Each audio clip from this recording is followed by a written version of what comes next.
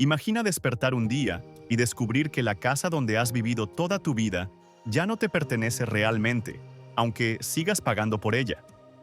Esa es exactamente la sensación que millones de personas experimentan cada día al encender sus computadoras con Windows, y la historia de cómo llegamos aquí es tan fascinante como perturbadora. Todo comenzó con un anuncio brillante y pulido de Microsoft. Las pantallas mostraban ejecutivos sonrientes, proclamando una nueva era de inteligencia artificial integrada en cada aspecto de Windows. Los sistemas, prometían, tomarían decisiones por ti, aprenderían de ti, se anticiparían a tus necesidades. Sonaba revolucionario, sonaba inevitable, sonaba como el futuro.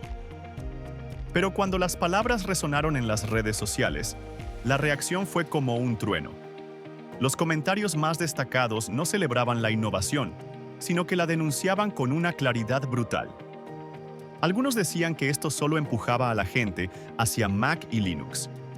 Otros escribían con frustración palpable que nadie había pedido estas características, que los usuarios reales de Windows no vivían en la misma realidad que los ejecutivos de Microsoft encerrados en sus burbujas de optimismo tecnológico. Había quienes señalaban directamente al elefante en la habitación. Esto no se trataba de mejorar Windows, sino de monetizar cada byte de información personal sin consentimiento genuino. Para quienes habían usado Windows durante años, la frustración no era nueva. Era más bien la culminación de algo que venía gestándose lentamente, como el agua que hierve gradualmente sin que la rana salte. Actualizaciones que no podías rechazar, ventanas emergentes vendiendo servicios adicionales apareciendo donde menos las esperabas, la exigencia constante de conectarte a servicios en línea de Microsoft para tareas que antes podías hacer perfectamente sin Internet. La sensación era inequívoca. El producto que habías comprado con tu dinero ya no era tuyo para controlarlo. Todo formaba parte de un diseño cuidadosamente orquestado por Satya Nadella, el líder de Microsoft, y funcionaba exactamente como lo habían planeado. La pregunta que resonaba en miles de foros y conversaciones era simple pero profunda. ¿Seguía siendo Windows un instrumento al servicio del usuario o se había transformado en un mecanismo para extraer valor económico constantemente?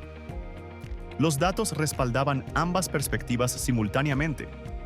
Por un lado, los usuarios de Windows reportaban niveles históricos de insatisfacción. Por otro, Microsoft alcanzaba valoraciones estratosféricas, rozando los 4 billones y proyectándose hacia los 5. Era una de las entidades más influyentes del planeta.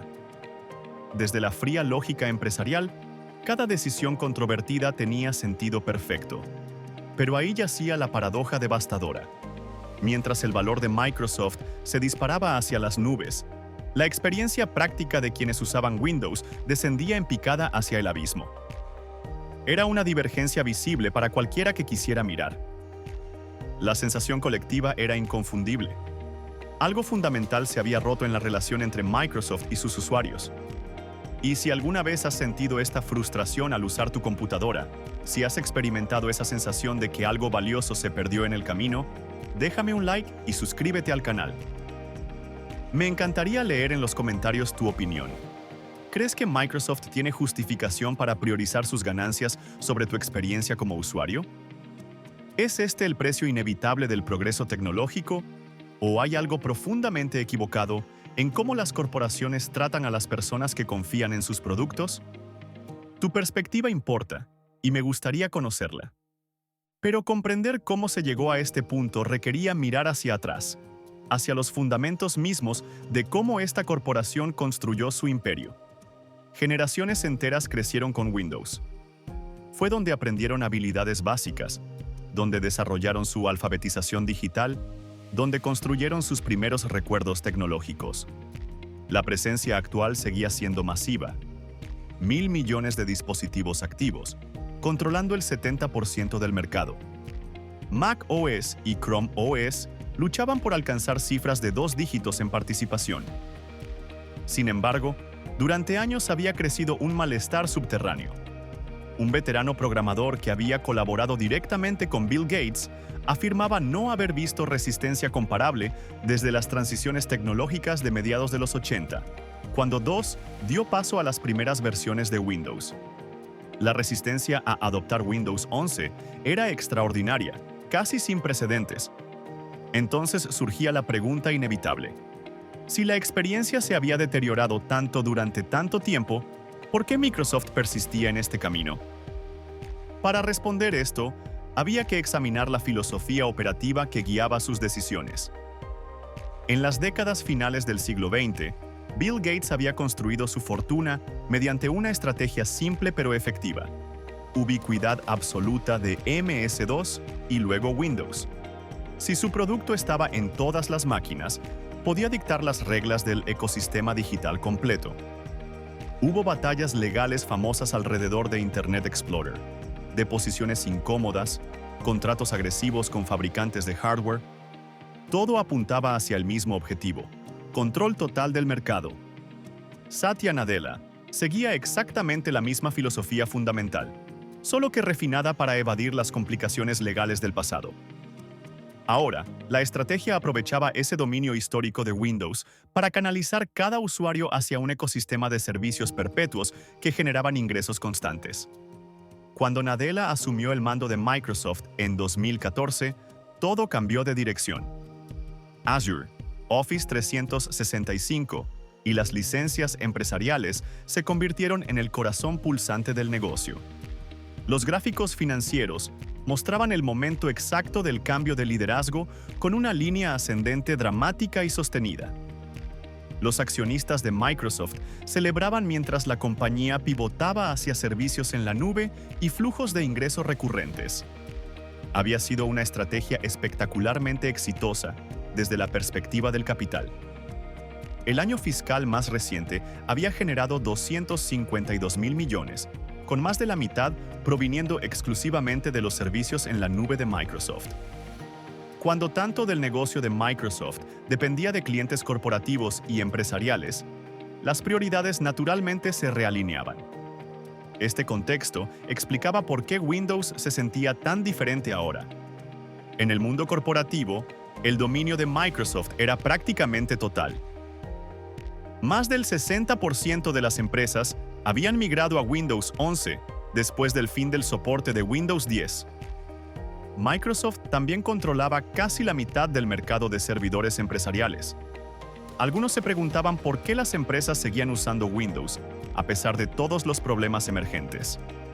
La respuesta era multifacética: sistemas heredados, procesos establecidos, falta de alternativas viables a escala. Pero volviendo al negocio de servicios en la nube de Microsoft, la rentabilidad era astronómica. Cuando prácticamente toda corporación dependía de tu infraestructura, los usuarios individuales en sus hogares se volvían casi irrelevantes para los resultados financieros de Microsoft. Su frustración con Windows raramente impactaba los ingresos.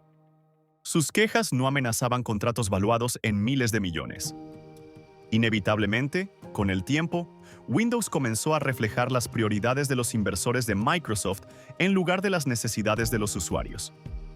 Y ahí era donde las cosas se ponían verdaderamente interesantes, donde las decisiones comenzaban a parecer incomprensibles para cualquiera que no estuviera mirando los estados financieros trimestrales de Microsoft. Los usuarios de Windows expresaban su frustración de maneras cada vez más viscerales. Algunos no entendían por qué Windows necesitaba ser tan complicado, por qué insistía en hacerse cargo de decisiones que antes pertenecían al usuario. Lo que más molestaba no eran las limitaciones técnicas de Windows, sino las elecciones activas de diseño que empeoraban la experiencia deliberadamente. Después de comprar Windows, nadie quería ver anuncios integrados en la interfaz. Ninguna cantidad era aceptable. La constante presión de Windows para mover archivos hacia OneDrive se sentía omnipresente e insidiosa. Los recordatorios para crear cuentas de Microsoft aparecían en cada esquina. Incluso Microsoft Office, que antes venía incluido de forma permanente, ahora requería suscripciones a Microsoft 365, vinculadas a cuentas corporativas. En versiones anteriores de Windows, Office venía preinstalado sin costo adicional. Ahora todo era suscripción mensual a servicios de Microsoft.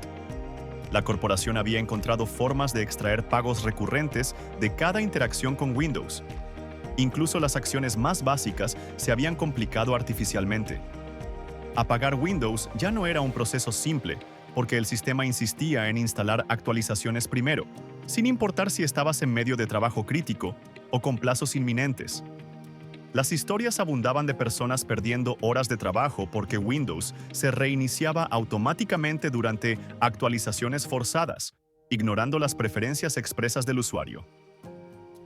Explicarle a un supervisor que Microsoft había decidido por ti cuándo actualizar tu equipo rara vez era una conversación productiva. Los problemas de Windows 11 se multiplicaban exponencialmente. El sistema operativo estaba tan saturado de código innecesario que incluso la interfaz visual de Windows funcionaba mediblemente más lento que versiones anteriores. Lo verdaderamente sorprendente era que Microsoft había admitido públicamente que ciertos procesos de sincronización con OneDrive en segundo plano estaban ralentizando activamente las máquinas de los usuarios. Pero reconocer el problema no significaba que Microsoft fuera a solucionarlo. Lo peor aún esperaba en el horizonte. Mientras los problemas fundamentales de Windows permanecían sin resolver, Microsoft lanzó una iniciativa masiva para integrar inteligencia artificial en cada aspecto del servicio. Habían invertido más de 13.000 millones en OpenAI, la startup tecnológica detrás de ChatGPT. Era una de las apuestas más grandes que Microsoft había hecho jamás en una sola tecnología. Como dato curioso, esa inversión de Microsoft había registrado pérdidas de 11.000 millones y medio en un solo trimestre. Pero con ese nivel de compromiso financiero, era predecible que la inteligencia artificial se convirtiera en el centro absoluto de la estrategia de Microsoft. Características basadas en inteligencia artificial comenzaron a infiltrarse en Word, Excel, Outlook, Paint, todas las aplicaciones de Microsoft. Algunas innovaciones resultaban genuinamente útiles. Muchas otras parecían existir simplemente porque la tecnología lo permitía, sin una justificación clara de valor para el usuario de Windows. La visión de Microsoft era ambiciosa. Una computadora que respondiera a voz y texto naturalmente, que observara lo que hacías en pantalla y ofreciera asistencia proactiva a través de Copilot.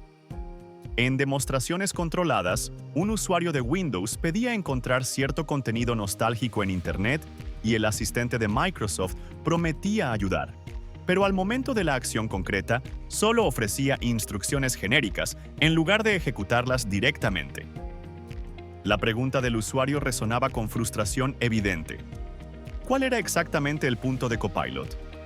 La ironía alcanzaba niveles casi cómicos cuando Microsoft advertía explícitamente a los usuarios de Windows que no confiaran en Copilot para Excel cuando necesitaran precisión numérica, es decir, exactamente el tipo de trabajo para el cual Excel existía.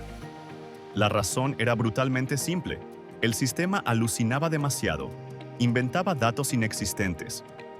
Las computadoras supuestamente autónomas que Microsoft anunciaba en televisión tampoco funcionaban según lo prometido. Un usuario solicitaba enlaces a productos disponibles y Copilot proporcionaba URLs inventadas que no llevaban a ningún lugar real, insistiendo repetidamente que los productos estaban en existencia cuando claramente no lo estaban. El hilo conductor de todos estos cambios en Windows era claro: mantener a los usuarios conectados constantemente a los servicios en línea de Microsoft. Aquí el panorama completo emergía con nitidez cristalina. Windows era solo la superficie. El producto real era la red de servicios de Microsoft subyacentes. Todo apuntaba en una dirección singular: beneficiar a quienes poseían acciones de Microsoft, no a quienes usaban Windows diariamente. La transición de Windows 10 a Windows 11 ilustraba esto perfectamente. Cuando Microsoft oficialmente terminó el soporte para Windows 10, en octubre de 2025, aproximadamente 40% de los usuarios seguían usándolo. 400 millones de personas. El mensaje de Microsoft era inequívoco: migra a Windows 11 o enfréntate a vulnerabilidades de seguridad sin parches. El problema fundamental era que muchos usuarios no podían actualizar a Windows 11 aunque quisieran. Sus máquinas eran modernas y potentes, perfectamente funcionales. Pero Windows 11 se negaba a instalarse debido a un requisito de hardware específico llamado TPM 2.0 o módulo de plataforma confiable versión 2. Este componente era un chip especializado que almacenaba claves criptográficas de seguridad. Microsoft lo presentaba como protección esencial contra amenazas modernas.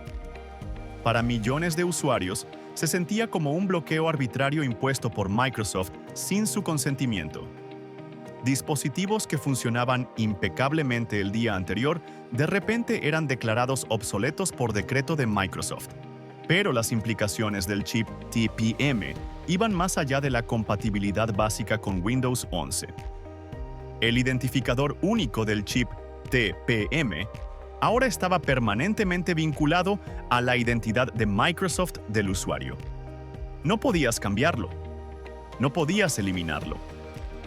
Este identificador específico del dispositivo era accesible para terceros a través de APIs de Windows, sin restricciones reales.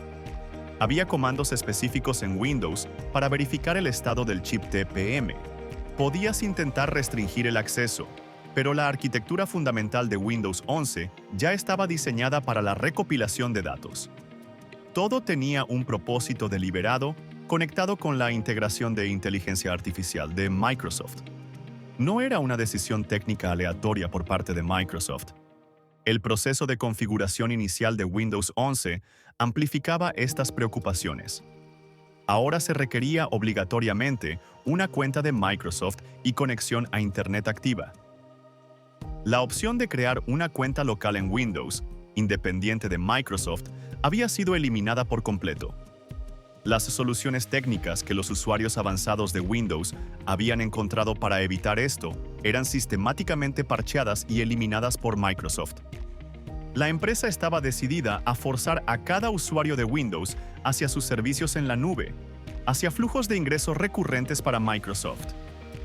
Pero este enfoque autoritario de Microsoft tenía consecuencias. Cuando bombardeas constantemente a los clientes de Windows con tácticas agresivas de monetización, la reacción es predecible.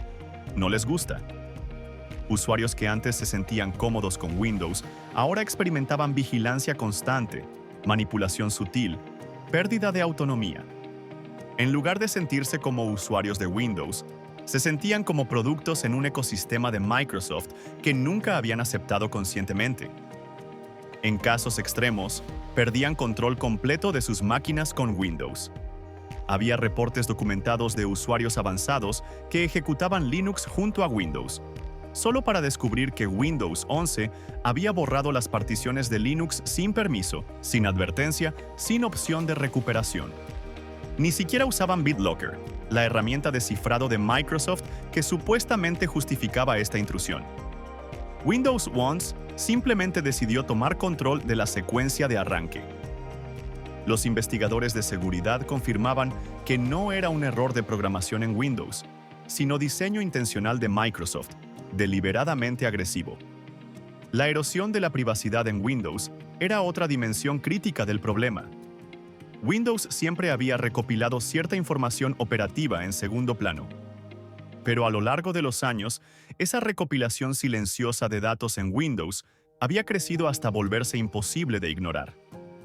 Microsoft lo llamaba telemetría, supuestamente destinada a mejorar estabilidad y rendimiento de Windows.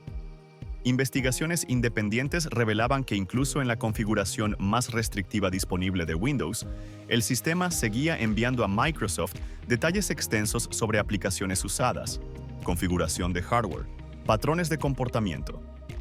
Esta información fluía de regreso hacia Microsoft, donde alimentaba perfiles publicitarios y se compartía con redes extensas de proveedores de análisis. A menos que usaras una edición empresarial especial de Windows, no existía manera real de desactivar completamente esta recopilación de datos por parte de Microsoft. En este contexto, cuando Microsoft anunció una característica de Windows llamada Recall, La reacción pública fue explosiva e inmediata. Recall propuesta por Microsoft registraría literalmente todo lo que hicieras en Windows mediante capturas automáticas de pantalla cada pocos segundos, alimentando estos datos a un sistema de inteligencia artificial de Microsoft para que pudieras buscar actividades pasadas usando lenguaje natural. Microsoft lo presentaba como herramienta de productividad conveniente para Windows. Para la mayoría de usuarios, se sentía como confirmación definitiva de que Microsoft había cruzado líneas fundamentales de privacidad con Windows. Investigadores de seguridad independientes analizaron Recall y encontraron vulnerabilidades alarmantes. Los datos almacenados por Recall en Windows no estaban adecuadamente protegidos y podían ser accedidos por malware o cualquier persona con acceso físico a la máquina.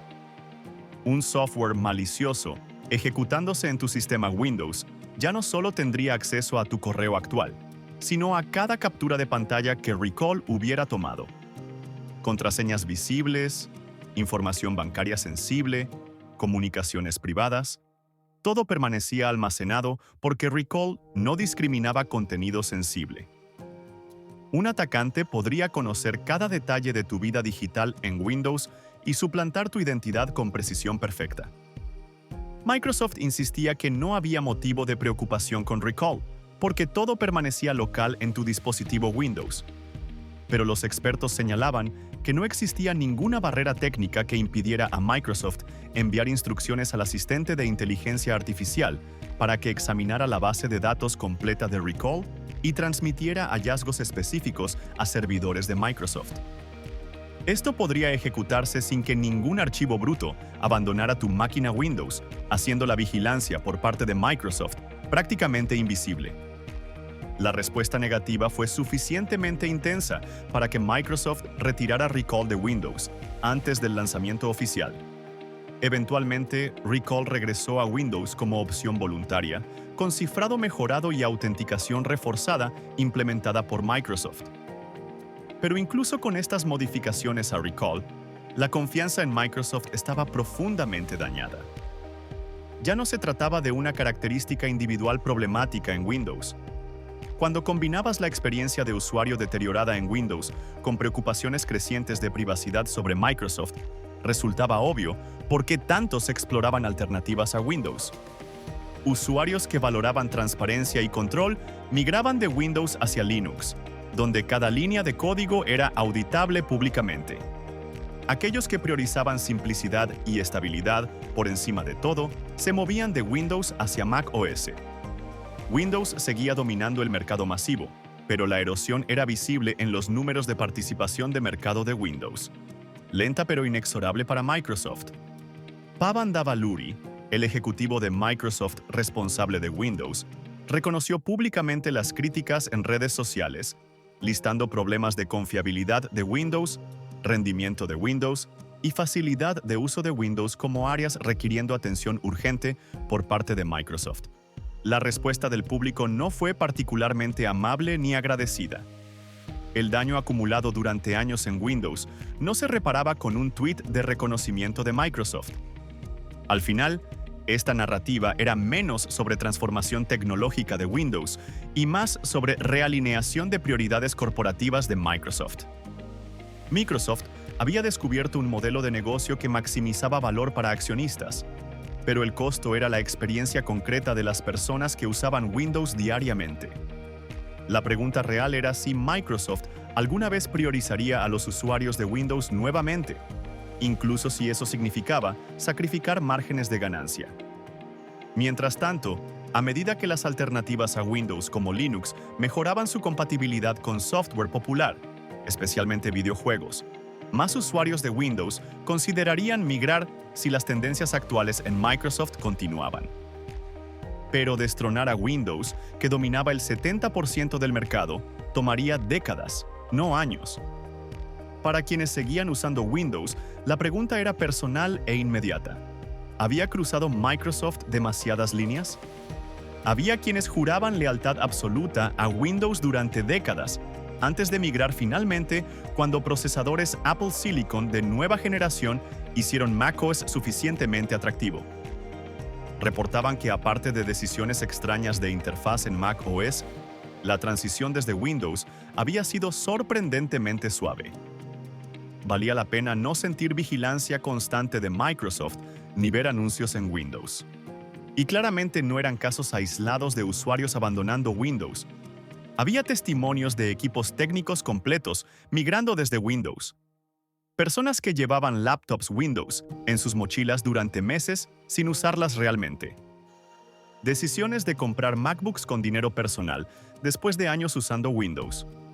Usuarios de Windows que no habían comprado nueva hardware en casi una década, decidiendo finalmente cambiar después de actualizaciones de Windows fallidas que dejaron sus máquinas inutilizables durante horas. La frustración acumulada con Windows eventualmente superaba la inercia del hábito. Incluso usuarios históricamente hostiles a Apple y Mac OS terminaban haciendo el cambio desde Windows después de suficientes experiencias negativas con Microsoft. Esta era la crisis que enfrentaba Windows, el producto tecnológico más omnipresente del mundo.